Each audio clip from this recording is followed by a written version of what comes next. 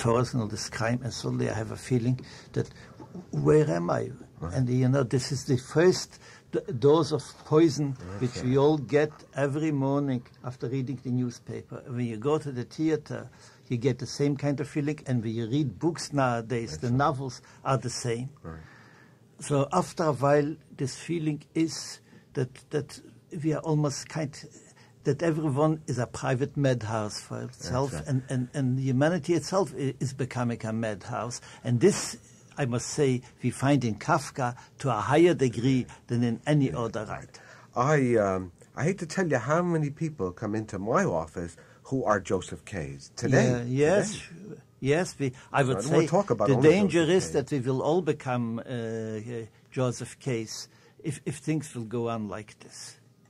When you watch people leave a modern skyscraper office building at 5 o'clock, they are like rats scurrying out of one hole, running to another hole, running down the subways, running to another hole. And that doesn't make for any kind of living, that has a sense of meaning or fulfillment. Dr. Lowen, could you give us a few capsule symptoms of a Joseph K? Yes. When you say that there are a number of Joseph K's that you have as patients, what type of symptoms do they have in common? What are classic characteristics? The classic characteristic of this kind of personality is that he comes to your office with a lot of very deep emotional problems, and then he tries to reason his way through these without facing himself as a human being as to where he's at. And you get that all the way down from psychiatrists themselves to through the range of intellectuals, and especially in the technical fields. In other words, what they will say to you is, one thing I would like to, I'm not getting ahead in my work, and I'm also having trouble with my home. But really what they want to do is be successful. The success theme runs through Joseph K's life. He wants to be successful. Yes. And they're all trying to be successful and not really trying to be human beings. Now, the second thing is that when you ask them about what do they feel, what feelings they have, you end up that they distrust their feelings. They can't go with their feeling. If they really love a woman, they get frightened. See? So they, just like Joseph K. He was frightened of Fraulein Bürstner, but he ran to Lenny, right? And this is happening all the time around us. Frightened of love and running to sex. That's another example of Joseph K. Modern man, it is true, has become terribly afraid of emotions, because since he has learned from experience and from reading that emotions can lead to all kinds of catastrophes, he's even afraid of the emotions which can lead to salvation. He's afraid of all emotions. And it's not modern to express emotions. For example, in the olden times when people became sick, they became hysteric. What is hysteria? Exaggeration. Exaggeration of emotions, exaggeration of words, and overstatement. Modern man lives in a constant understatement. He's understating his emotions, he's understating his language, and sometimes this understatement reaches to a kind where he's more than understatement, he becomes stagnant. And this is one of the areas of emotion that seems to be so dammed up is grief. Oh, yes. People do not seem to be able to grieve for anything. And one of the things I get from this book, near the end, there's no sense of anything lost in any deep way, you see. And it leaves it such an, It's one of the most important emotions, it seemed to me. Let me throw a thought out for you that's very interesting, apropos of what's going on in the world of psychiatry today. Now, it would seem that faced with this situation that Joseph K. is in, at some point, the sense of frustration, hopelessness, helplessness, being trapped, should lead him to a point where if he was really human, he would just scream. Scream or ask for help. Scream for help or scream. Yeah, scream. It's very interesting that the scream is coming back into psychiatry today. If you know about modern psychiatry, there's such a thing as a primal scream and we in our work have used a lot of screaming. We have to soundproof our offices to make people really respond emotionally to their life situation. For example, in my times when I was a child, when a person died, even when he was in old age, there was crying. People cried at a funeral. A funeral was always connected with crying. Even Gentile funerals, Jewish funerals, was even more terrible crying. Today, people stopped crying altogether. People never scream, and actually people never really ask for help. They ask for little help, like Kafka's hearers, like K. Maybe I should go to this lawyer, to another lawyer, to this doctor, or to another doctor. But very seldom will stop a man and say, what am I doing here? Maybe there is some way out. We are living in a time when not only the pessimists, but the average person has given up. He has said to himself, there is no way out. There's only little paths, little ways out for a little while. And this is, yes. I think that's been the case, certainly, through the wars, the emotional depressions that come after a war, almost historically. But we did just come through a whole decade that seemed to in which some attempt was made to break out of this. I don't see any attempt. I really it may not have succeeded. No, and it may have had many dead ends and perversions. Mr. Sheppard, I don't see that humanity should make really any attempt to get out of the situation. We have become so stagnant that in our time there was a Holocaust and we went over it like nothing. Today there is a great scream, let's say, about Watergate, but we don't scream much about the crimes which happen every day. People are being shot in the street and destroyed. There's not almost a word about it. The newspaper gives it 2 lines or not at all. We are becoming in almost without any feelings. And if we want to have feelings, we need a television or a special effort of journalists to focus our attention to it. If not, we pass it over. So I don't really see that we are making a real effort to go back to essentials. You know what I predict? That if we don't open up feelings, then we will need a war to release us from the stagnation. And that's what wars do. Maybe they are the great cataclysm that opens up feeling. Yeah, but in a negative way. No, of course. They open up feelings way. In a destructive way. It is good that we are talking here not only about Kafka's trial, but what the allusions to it, what is connected with it. And I think this is the reason why Kafka is so much worshipped by modern men, because he recognizes himself there. He identifies. He is like Mr. K. He doesn't know why he suffers. He doesn't know. Nobody can help him. He cannot scream. Because and young people especially are very much into Kafka. Let's say in the olden times, if someone would read a book like Mr. Kafka, they would have said, why didn't he go to the king or to the president? Why didn't he go to the police? But modern men has the feeling there is no place to go to. Well, if you go to the police, you say, you have been robbed, they laugh at you. They say, I was robbed myself. Isn't that what happened to Joseph K? Exactly. They laugh at him when he goes to the court. Yes, sure. But let's throw another thought out, too, which is, because the book is rich. In the old days, you didn't go to the king, you went to your family. You went to your tribe or your community. Father, right. Well, you had and your relatives. Yes. And he had one relative here, and he's alienated from his relative, but he has nobody to really go to. Now, when you have a family, or in the broader sense, a small community, or the church, yes. or a synagogue, yes, your congregation, yes. which is a bigger community, yes. then you are not alone, yes. and you are never left alone. Yes. And modern man is alone. He doesn't live in any kind of community where even his neighbor.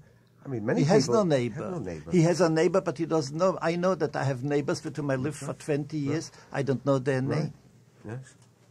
This is what happened. I know this is the case, and it's certainly a generalized feeling. But I just a slight demur. There's a great deal of feeling going on. There's a great deal of neighborliness. But the feeling which is closed up, which I don't never sense comes that. out. I mean, I'm not saying that it's taking over, but I just don't want. I just like to balance it a little bit. I do see plenty of see many people getting along quite well, and quite a few reasonably happy people. Let me tell you a little. You're an optimist. No, he's not an optimist. He's just young. But he's an optimist. You know, I am pessimist in my thinking and optimistic in my spirit, where I cannot help but be pessimistic in my view, but not in my heart. Well, why are you pessimistic? Well, the amount of feeling that's available to overcome this juggernaut of mechanical living, industrial civilization, would be equivalent for all of us to stand with our hands against the sea and keep the tide from coming in. That's what I see happening. Well, I know computer programmers, for example, who relate very well with their machines. Yes, and not to human beings. No. Oh, They do. They have found in the machine, I know people who like to deal with mechanical things, who fix their motorcycles, who do their own cars. And in there, they've found certain underlying principles. But do you know, Mr. Sheppard, that the same man who has, after he has fixed his car or his motorcycle, goes out and he goes 80 miles an hour, and he endangers his life, and he endangers the life of the pedestrian without any regard. I think what we're talking about in some way is a sense of what has gone out of life and it comes out of the trial and has gone out of modern life is a sense of quality. Right, that we will agree with. And the sense of quality, we do live in a technological age. It will not turn around. We are sitting right here now talking into these machines. It will not go. There's absolutely nothing to be gained by not understanding how that machine works. In fact, I say if you start to understand how these machines work, you will feel better. You will have a better connection. No. We are not against the machine. And we're not trying to find ourselves through machines. I disagree with that. I'm saying that if you have a sense of quality in what you do, and if you're a mechanic or a computer programmer, and you can understand your machine and work through it, that you will have a better sense, you will be able much more to relate to people. You may, I will only tell you in a this. practical way, but not really. I'm not saying that the machine is the end all. Really. I would say in a religious sense that if one assumes that whether it's Eastern religion as the Buddha or Christian religion or Hebraic tradition, that one assumes that the God is in everything. Mr. Sheppard, and if you do believe that, you are a young man. Then you're going to find it in the machine as well. I want to ask you one thing. Did it ever happen that people were hypnotized the way like today? Let's say the television commentators decide that Exorcism is a great novel. So suddenly it's the worst 50 million people go out and buy it and read it, and you see them stand in line in a cold day, hundreds of people to see something. This is a very bad. This is a bad omen. Human beings lose their individuality, and I don't think that a motorcycle can help them much. Let me throw another thought out to you, because you introduce a word that needs elaboration, simple as is. And the word is quality, and we have we tend to think of quality, for example, in machines. But the question is, does any machine really have a sense of quality? It may be more powerful, less powerful. It may have more guilt or less guilt. It has no individuality. No. Let me finish the thought now. So, quality is not quality is a product of the individual. And therefore, we had quality when there was handwork. And every article of handwork has quality because it has distinction. Machine products never have quality because they're all alike and have no distinction. I would say I would use the word individuality rather than quality. Well, no, but I'm trying to relate the two. I'm trying to say that if you want quality, you must have individual expression, and that was a product of hand work, hand expression, personal expression. That the moment you look at machines have no individuality, have no quality, and the more and more our culture becomes machine-like, the less quality there is. Certainly more quantity. I must stop you All right, because we're we're way out. diverging. Okay. Yeah, we're All right. diverging. Okay. It's true. But we are connected with I it. think these just gentlemen the have said same. so much, just practically. We have. I don't see what else there is to say about that book. I mean, unless you have this. Could we come back to the novel as a dream, for example? Maybe you have some comments on the novel written as a dream. In other words, it reads almost like a nightmare, except that it's the kind of nightmare that is so extended that nobody would ever have in 180 pages or 200 pages, whatever it runs to. Do you have any comments on the novel? I think that I could say something about Sure, it. yeah. I would say this, that there is a great change has taken place in literature which we don't really realize. What happened is this, that in the olden times the reader was not as much interested in the writer, but he was interested really in the book. In many cases, people did not even know who the writer was. In the olden times, the average reader read a book and he didn't remember the name of the author. Even children, I myself was like this. I read a book, I didn't care who the author was. In other words, the reader of olden times was not a psychologist. He wasn't interested what made the author write this book. He was interested in the book itself, in the story which it told. We don't realize it, but a great change has taken place in literature. Let's say when you read Kafka, you are not really interested in Mr. K as you are, who's the hero, because who as a hero is not really a hero. He's not consistent. He's not really interesting either. You are interested what made Kafka write a book like this. In other words, the average reader is becoming an amateur psychologist.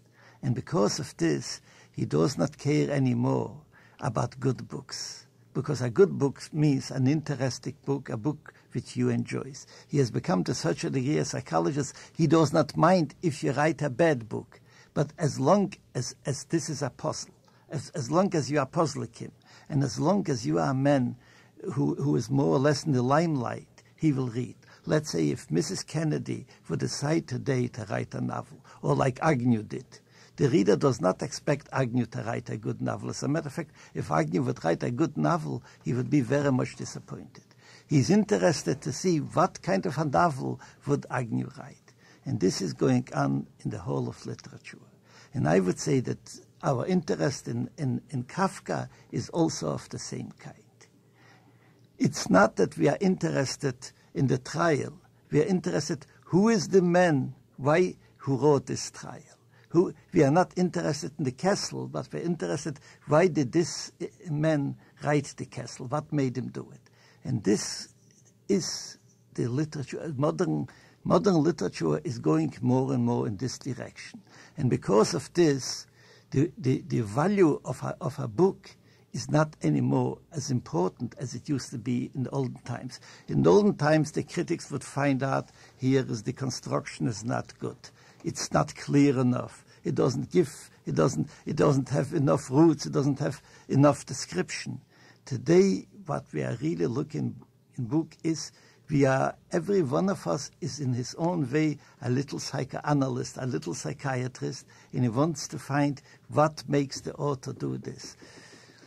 I feel that this can while I don't know if it will make all of us psychiatrists, you don't become a psychiatrist from this, but there's literature is in great danger. As a matter of fact, when we are reading today the modern poetry, we don't enjoy it at all. There is no rhyme and almost no rhythm, and you don't understand it anymore. The people who read it almost like you do a crossword puzzle. It's a challenge, you know. And because literature is being more and more of a challenge, the worship of Kafka is the reason for this kind, because here is a man who has given us everything which modern man wants really.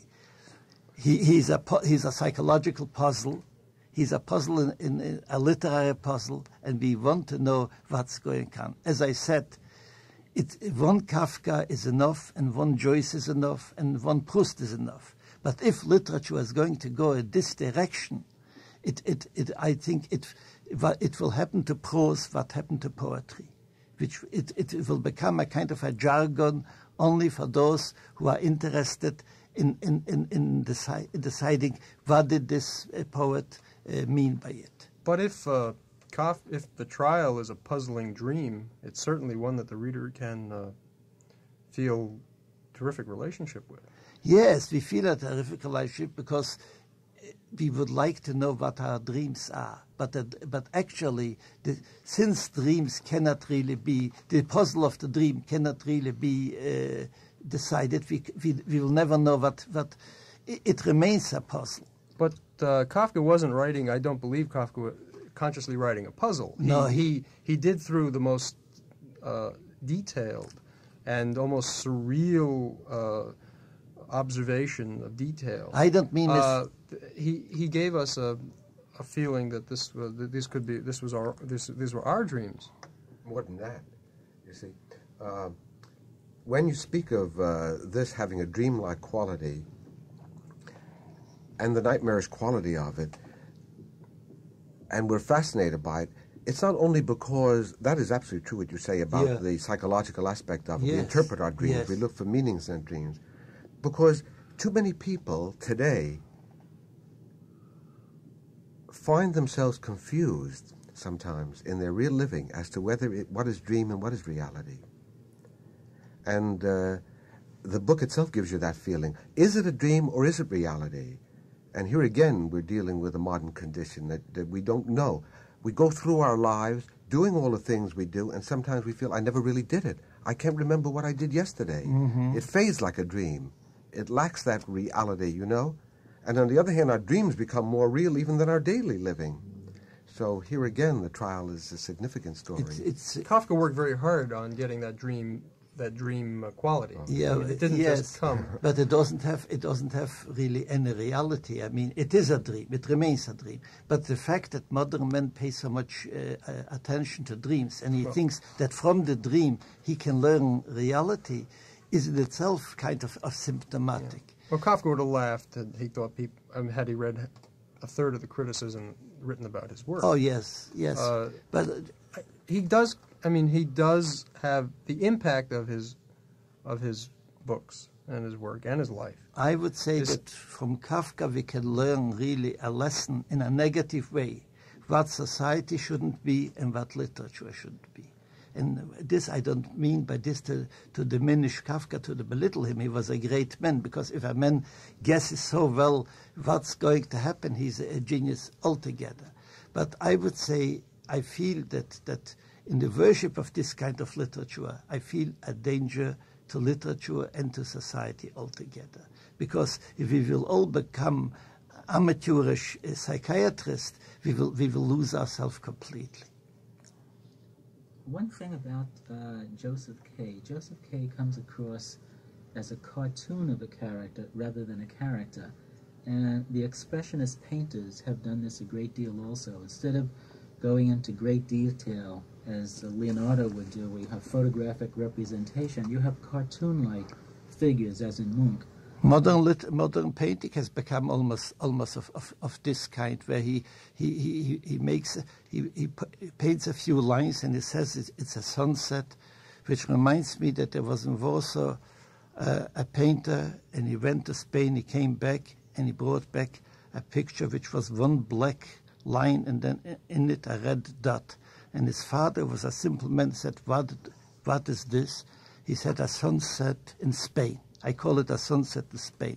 So the father said, thank God that we are living in Poland where the sunsets are beautiful. Modern man is becoming so symbolic. Modern literature is symbolic, and he's so much after puzzles and so much in solving psychological riddles that he forgets that there is such a thing as beauty. But that's precisely what Kafka is telling us in the trial. Yeah. Yes, he's telling us that. The only thing is he's using the same means. I mean, there is no, as Dr. Oden said, there is no greens there, and there is no parents, and there's no family, and there are no neighbors, there's no police which could help you, there's no judge. It's a world of chaos, as chaotic as the dream itself. It's very wonderful as a symbol, but if this symbol becomes your reality, it is a sickness. It has an inner coherence. It's totally terrifying, and is a reality. Well, I think we really ought to emphasize that point you made, Yes. Singer, again, about the role of symbols and images in not only in this book but in life in general. In life, yeah. That we have abstracted ourselves. Yes, yes, we have Sure. become all symbolists. Right, and living in terms of symbols. Yes. Right, and so what happens in in Los Angeles, on the highways where they wanted to put some greenery and some nature in, is that they put in artificial palm trees.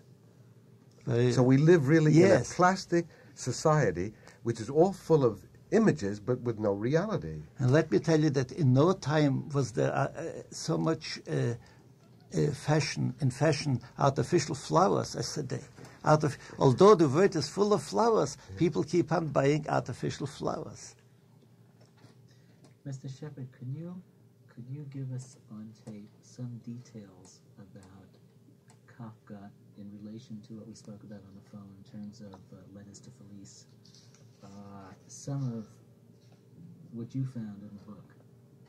In the Letters to Felice book? Yes, yeah, that you felt was interesting, that would pertain to the discussion here, in terms of, let's say... In terms of Kafka's own neuroses? Yes, Kafka's problems, let's say, in relating to women. Kafka's problems in relating, period. Kafka's problems we in covered a little relating bit to earlier his own where... feelings. Well, Kafka obviously was a product of a very strict and upbringing. He was also, which may have some bearing on his behavior, a surviving son. He had two brothers who died quite young, and so the mother was probably very, very attentive to him.